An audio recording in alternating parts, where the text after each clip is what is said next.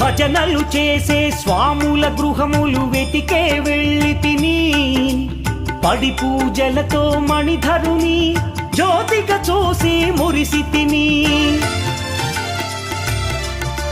స్వామి ప్రసాదము సేవించి నేలను నిద్దురపోయి తిని మండలమంతా ఇటులే అయ్యప్పనునే కొలిచి తిని దేహబలందా స్వామి ఇచ్చిన ధైర్యముతోటి దీక్షను ముగించి